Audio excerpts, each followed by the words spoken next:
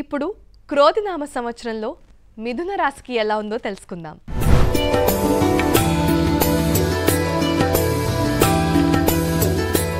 మిథున రాశి యొక్క ఆదాయం 5, వ్యయం 5 రెండు సరి సమానమే.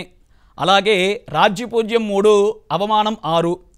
వ్యయంలో బృహస్పతి అంటే 12వ స్థానంలో వీరికి బృహస్పతి అనేది మనకి మే నుంచి ప్రారంభమవుతుందన్నమాట. ఇప్పుడు ప్రస్తుతానికి మేషరాశిలో ఉన్నాడు, రేపు వచ్చే మే నెలలో వృషభ రాశిలోకి మారతాడనమాట. కాబట్టి వ్యయంలో బృహస్పతి 12వ స్థానంలో బృహస్పతి, అలాగే భాగ్యస్థానంలో అంటే 9వ స్థానంలో శనేశ్వర సంచారం, అలాగే దశమంలో రాహువు, చతుర్థంలో కేతువు. కాబట్టి వీరికి కూడా శుభ కార్యక్రమాలు చేసుకునేందుకు అత్యంత శుభప్రదమైన సమయం అన్నమాట. ఈ యొక్క మిథున రాశి వారికి ఆధ్యాత్మికను కోరుకుంటారు, అంటే దైవ చింతన, దైవారాధనకు చేసుకోవడాలు, దేవాలయ సందర్శనాలు చేద్దామని చెప్పి ఈ మిథున రాశి వారు చూస్తూ ఉంటారన్నమాట.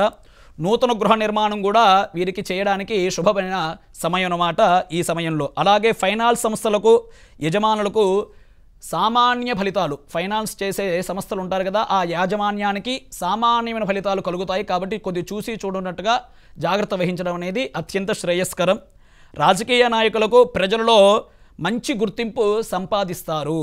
ఈ యొక్క మిథున రాశి వారు రాజకీయ నాయకులు ప్రజలలో మంచి గుర్తింపు సంపాదిస్తారు, అలాగే విజయాన్ని కూడా చేకూర్చుకుంటారు. ఈ యొక్క రాశి స్త్రీలకు ఉద్యోగంలో ఉన్నతమైన పదవిని ఏర్పరచుకుంటారు.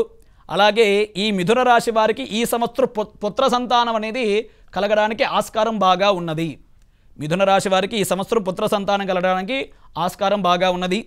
ఈ యొక్క మిథున రాశి వారి అదృష్ట సంఖ్య 5. వీళ్ళు శివారాధన చేయడం ద్వారా శుభ పరిణామాలు పొందుతారు.